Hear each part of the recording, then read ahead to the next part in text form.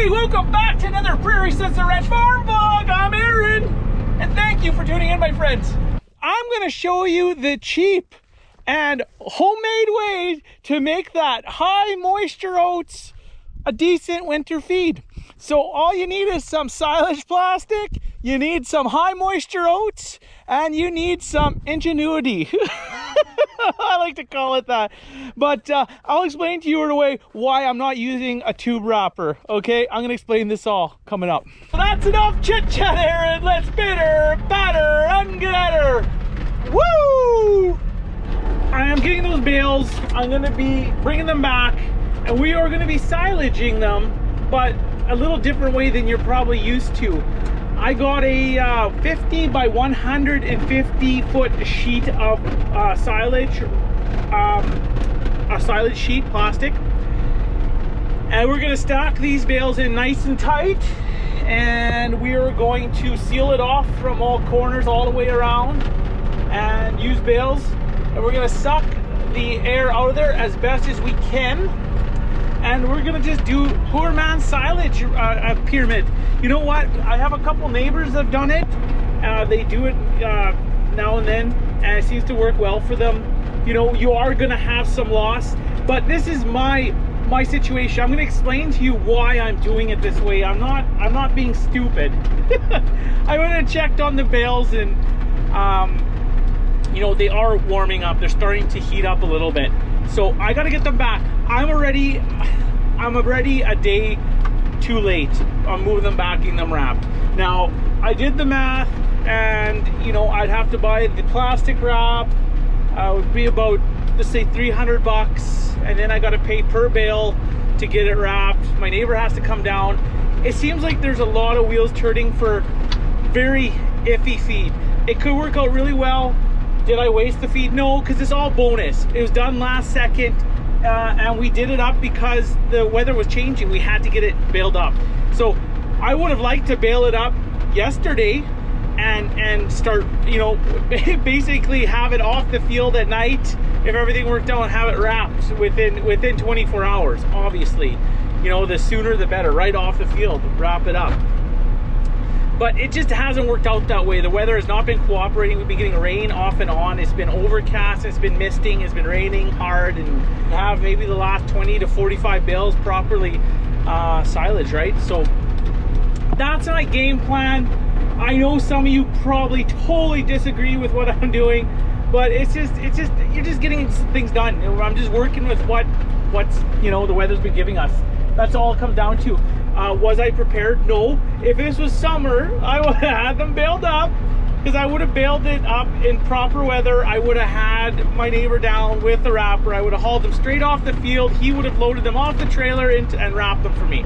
And it would have been game over. It would have been meant to feed. So I understand that I am losing some basic feed quality. I get that, but feed, this is gonna be my extra feed. I'm not relying on this feed solely. We're gonna be feeding this in between. So yeah, that's what my thoughts are. Let me know what your thoughts are in the comment box below. Did I do the right choice, or would you put that extra money out to get it wrapped properly, even though we are behind the time frame? You know, we're a couple days, you know, we should have had it done a couple days ago. But yeah, what can you do? My wife was on night shifts, nothing worked out, the weather didn't work out. I have a sick kid at home, so you know, like, I would have hauled them all off the field. But April's on night shifts, and we have a sick baby. So I was up with her all night for the last 2 nights. So I'm working on empty, I'm working on coffee, caffeine, energy, artificial. Well, the weather was fantastic. Mid-October, early October. It's really changed now. This is our last hurrah. I could feel her on the front end here. I'm gonna guess it's probably, I don't know, 16 hundo, 17 hundo pounds. I don't know, something around there. I'm curious to see how many bales this trailer will handle. I don't want to pop her. I think I might just put one on the front, over the front axle. That's the steering axle. There's actually 2 steering arms, so I'm pretty gentle in the front of this trailer. Near the middle and the back I can give her, but I don't want to go too crazy on the front of this rig.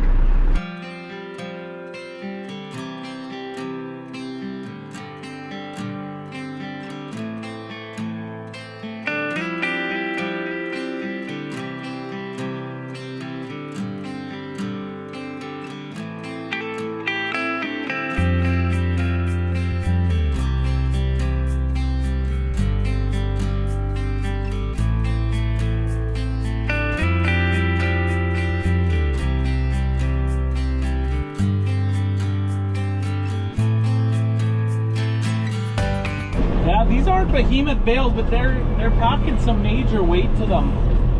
I bet you I could take another one here, actually. I think I might.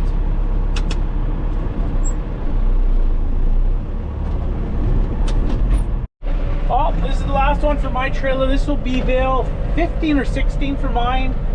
And I got the old 2755 and the old wooden hay rack loaded up with 6 big buggers. That's all I want to put on there for silage, because I don't need that old hay wagon to snap in half. So we got 6 of those big guys, 15 or 16 on here, so that's all right. So that's 6, possibly 22, 21, 22 bales, so that's okay. And I think that's good for that. Nice, perfection, perfection. Boom. Just gonna check the tires here. There's a little bit in the front. Those tires can be changed. Rear tires are a little bit squished, not squatting too bad. There's a little bit of pressure on them. I could have probably taken one bale off. I think that's a little bit too flat to look from here. I don't know. We'll roll with it like this. I think it should be good. Quite a bit of weight though on the back. So one easy way to tell if your hay's really heated is you'll pick it up or you'll look at it and you'll notice it's like a little bit flat. It doesn't have its shape or form. Then you know your hay has heated. So none of this looks too stretchy, too flat. It all seems well formed still. So I think we might be lucky. I'm going to show you, for example, what a heated bale looks like. Here's your prime example. For example, these 2 bales heated. Look how it flattened out. It kind of ovaled down, settled, kind of flat. That's what a heated bales does. You can tell it's caramelized. You can smell it, but that's what you see. That's what a typical heated bale looks like. No form, loses its form. So what we're doing here is we're just packing the bales as tight as we can into a pyramid. There's 4 at the bottom, and there are 4 at the bottom, sorry, 3 on top, and we're just trying to push them together so there's no big air gaps as best as we can. So, and then we're gonna put a big tarp over it. I'll probably go grab the bucket and I'll just grab some a couple scoops of soil manure, and then that way in the spring you just flick it off the sheet of plastic, roll up the plastic, and the soil manure can just stay on the field. It doesn't make a mess, you know. You don't have tires to move or anything like that. We'll put a couple bales around the edge as well to kind of keep it airtight. And then I might just put might put a shop vac in there, suck some of the air out. I don't know. We'll do what we can. That's all we can do. Well, this is our last load. All bales are off the field. Most of them are pyramid stacked out over there. You can see the lights. We're going there to stack these, and then we are covering them with the silage sheets I bought. I believe it was a 40 by 150 piece sheet of silage wrap. My April actually picked up today for me, luckily. So we will pull that over, and we're just gonna go around the entire pile with like rows of bales in a log form, so butt end to seal off the oxygen. And I might just punch a shop vac in there, suck out as much air as I can, and we'll seal her off. We won't open her for a guaranteed 2 months. I'm gonna imagine probably mid to end of January I'll open up the first pile. So I'll show you what she looks like, and let me know what you think in the comment box below. Really interested to see what all you folks think. Have any of you tried this? If not, maybe give it a try. I don't know, I'll let you know after January. But if you have tried this, let me know what your results were. I'd really like to know what your results were for this type of procedure. So we just measured 52 feet. We're gonna unroll this.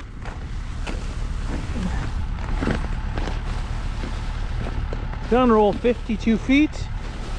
That should be enough for this pile.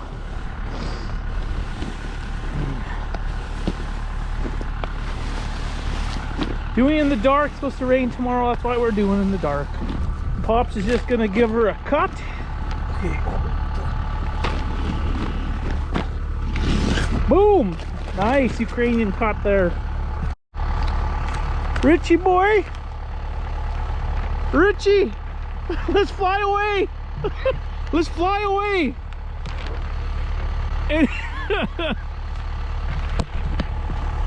Dad wanted to go on the bales and play. I offered.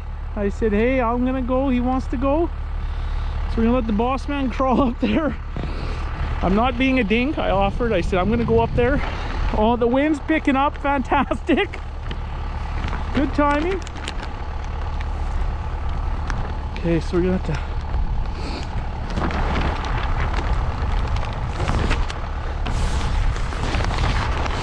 Here, Rich, pull it so it's tight.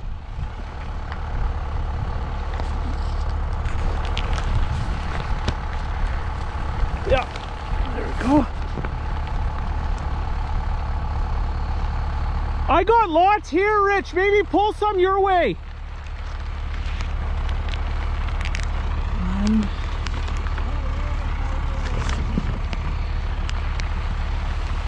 That's good. Now we're just gonna bring it across. Just bring it across this. You okay? Okay, stop. I'll go grab the other end. Okay.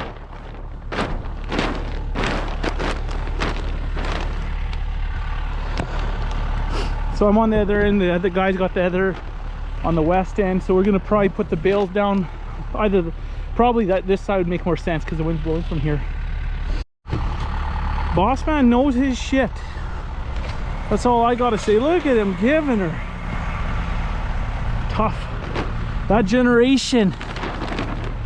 My father's generation of farmers. I got a lot of respect for those guys and girls. I'm telling you, they just know how to give her.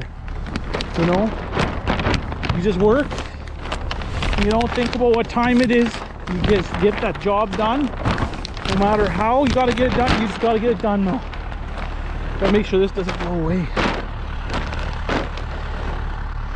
So to all you baby boomers, I salute you. I have a lot of respect for all you fine folks. You guys are, you know, we should all get, take something from your work ethics, that's for sure.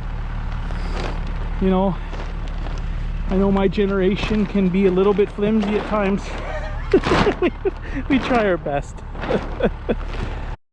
So it was calm out. The wind kind of came up. So that kind of sucks. Where things get dicey.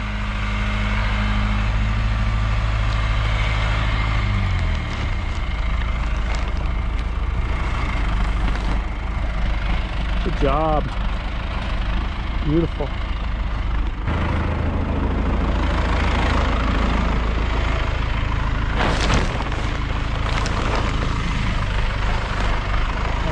That's kind of what I wanted to do. So we're gonna grab the bales, punch through this, get it done, and be done with her. But this one up against the end of it, and move this one in after.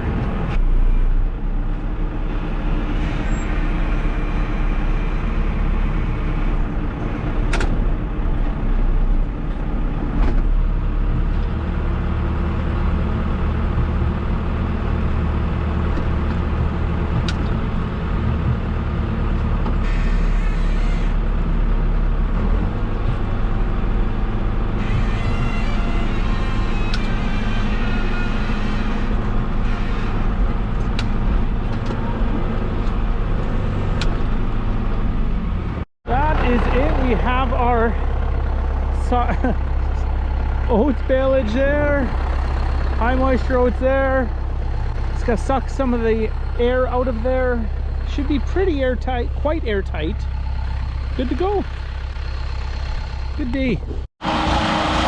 All you need for oats baleage silage is a shop vac, a generator, and a big red or a 250 SS. That's all you need.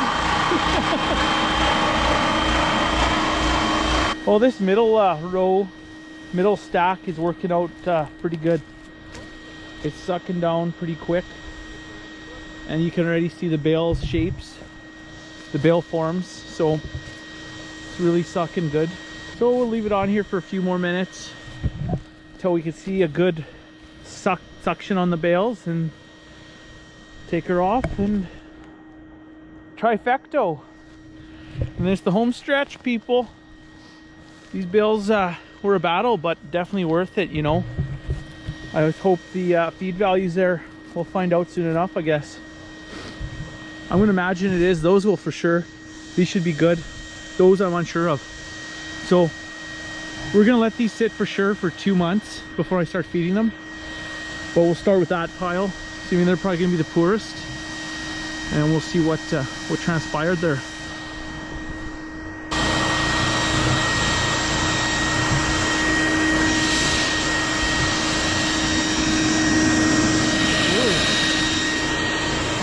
You can smell it. Well, we are almost done. There's a lot more air in there than we thought. It takes about an hour per pile, so that first pile is about an hour. This one will probably about 45-50 minutes, and that one doesn't look like it has too much, so it might not take too long, but we'll see. For those of you wondering, Aaron, how many bales did you get off that field? I got a bale count because they are all off now. And we have 2 broken ones. I'm going to be feeding these up. Those 2 are going to be fed up. A little bit of problems there with the ties. I actually had a bent tie arm, and I had 2 missed ties at the end. Those are the last 2. So I'm going to have to feed those up. But we ended up getting 120, I think it was 121 bales off that field. So that was between 53 and 55 inches in size. So not bad, you know, for, you know, 121 bales is all right in my books, especially for this year. I was really surprised I got that many, and the baler really did well, with the exception of that bearing, the bearing that went on that roller, on the compression roller in the middle. Other than that, it went really well, so right on. So I will post in next weekend's video who was the closest guess to the amount of bales that we're gonna make on that 160 acres. So that's it, people. My baler is parked officially for the year. We are not making any more bales. I am done making bales this year. We're gonna give the old 566 a breather. She did a hell of a good job. She got us through the season. Nothing major broke down, so all is well. Really curious to see what kind of feed I pull from these piles. Really curious about this one. This, I really wish I would have had video of it. My GoPro battery died in the field and I was in a pinch. I got it off before it snowed out, and I got the tarp on it before it got rained on and all that. So we kind of just made it, but here's an idea of the kind of feed it was, right? So it was green. I'm gonna imagine this stuff's like, I don't know, 60%, something like that. So this is on the far east or west side of the field. So that was what was done with the swather. It never really dried out, but I have a feeling this is going to make some good feed. I found the best way to lay this big tarp down is to have someone hold it, and you drop and let it kind of slide down, and it kind of pulls the wrap tight around. That's why this is tighter than the bale ones. So as you can tell here, you can see the streaks. So basically you drop it over top and just let it slide down, and it pulls your wrap for you.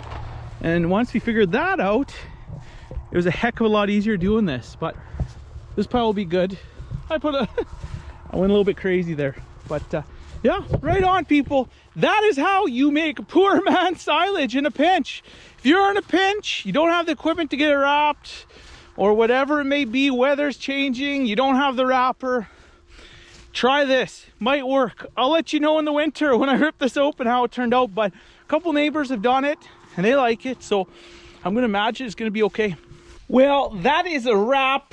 This is Aaron signing off. We will catch you next weekend with an all new Prairie Silage Ranch farm vlog. So remember, be there or be square, my friends. Catch you next weekend. Have yourself a fantastic week. Bye for now.